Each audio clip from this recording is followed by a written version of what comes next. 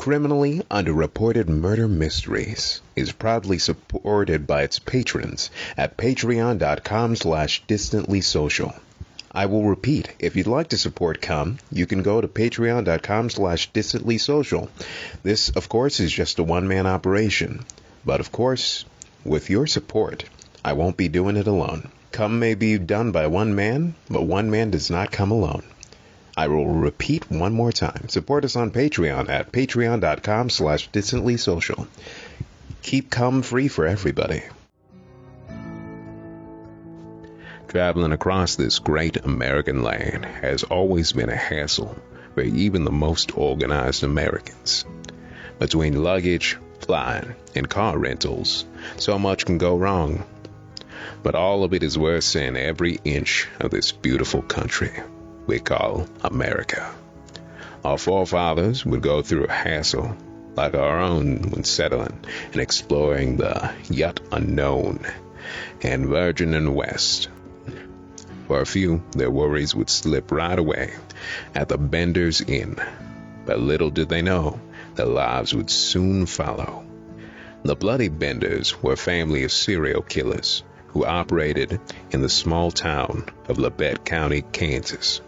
During the late 1800s, they were an enigmatic family whose history is shrouded in mystery and unanswered questions. It is believed that they lured unsuspecting travelers to the inn in Osage Creek near present-day Cherryvale, where they would murder them with a hammer or a knife and then steal their belongings. Little is known about their background prior to settling down in Osage Creek, but it is also suggested that John Sr., Elvira, Kate, and John Jr. may have originated from Germany or Poland, as many members of their neighbors had similar backgrounds.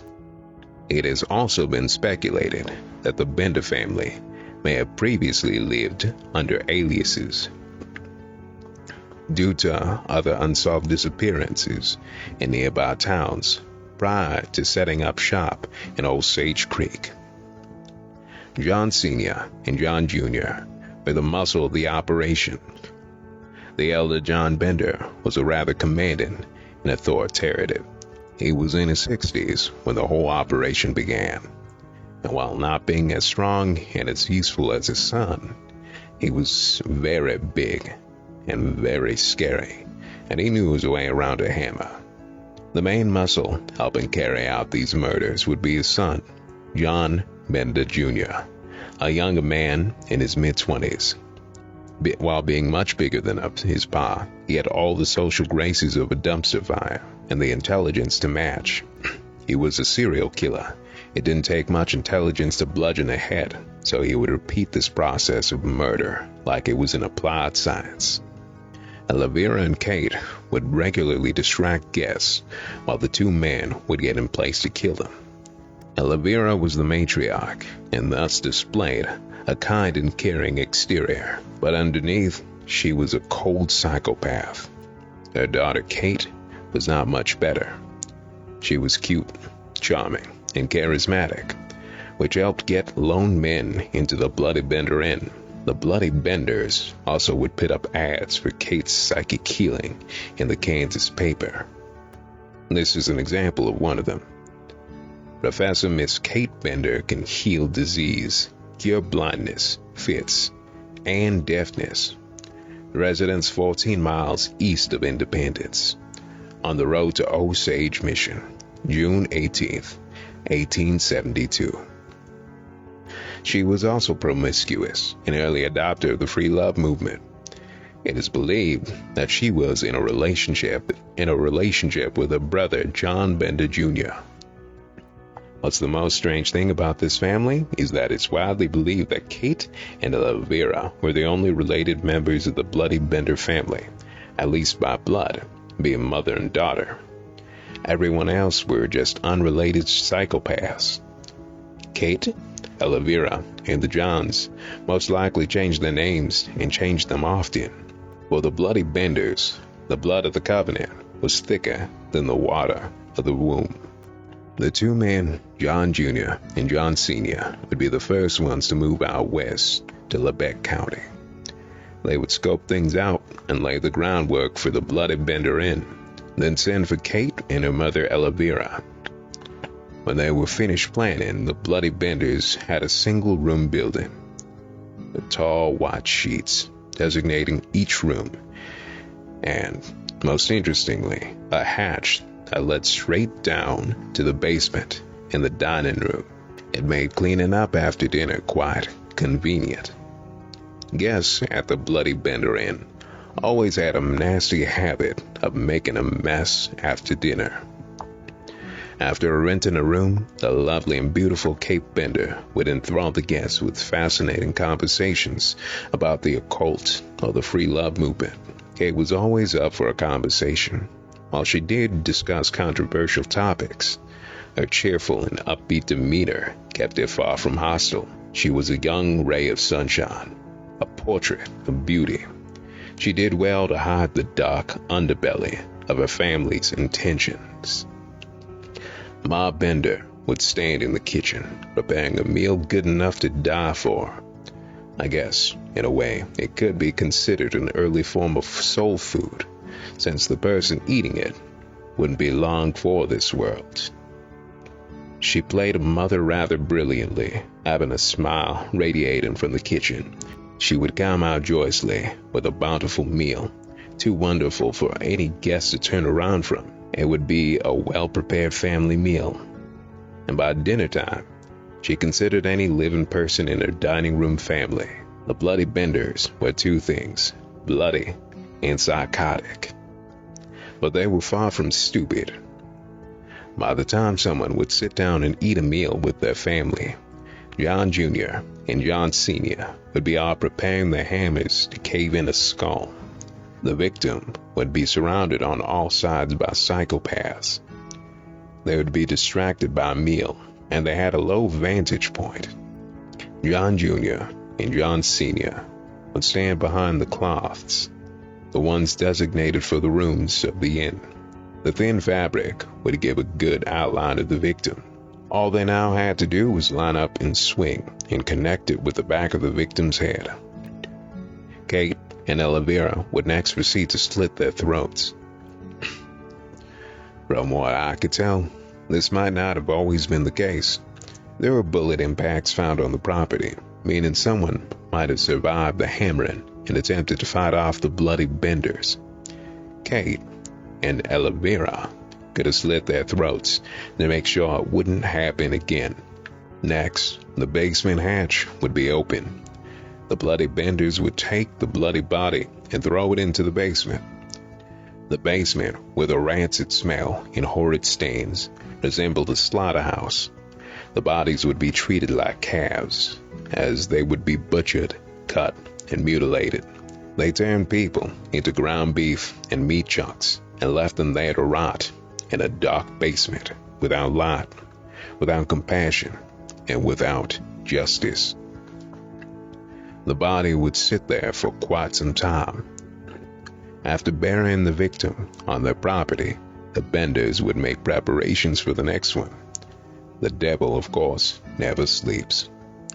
Despite having a ground-solid plan of corpse disposal, the Benders did not always follow it. The public became aware of killings in the area, and a murdered victim would wash up in a nearby Drum Creek. 3 bodies washed up on those shores, with their necks slit and their skulls bashed. The water of Drum Creek would not wash away the sins committed by those Bloody Benders, nor did it hide their crimes. Word of the murders began spreading faster than the Benders could slit throats. The small town of Independence, Kansas, soon became a cautionary tale for anyone heading west.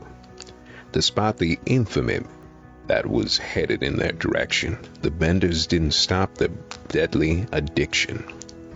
George Newton Longcore had lived in Independence, Kansas. Independence was a city that gave George his wife, his home, and his daughter. But any gift given in life will eventually be taken away by time.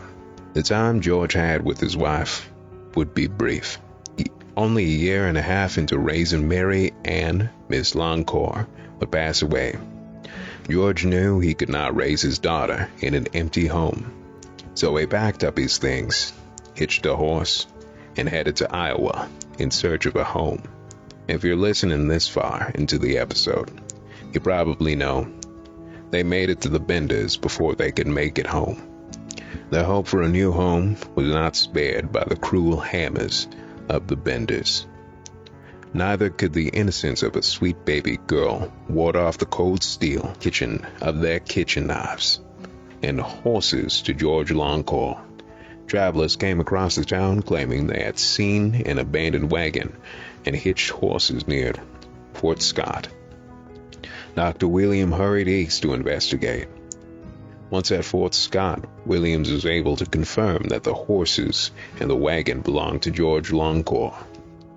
Believing that George and his daughter, Mary Ann, were still alive, Dr. William quickly made his way back to town. Despite riding back as fast as he could, night quickly approached.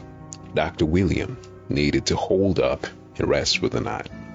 Had Dr. William stopped earlier, perhaps he would have had more options. But being that he was that far out, the only available place of refuge would be his last. The Bloody Bender Inn was always open to travelers, especially those traveling alone.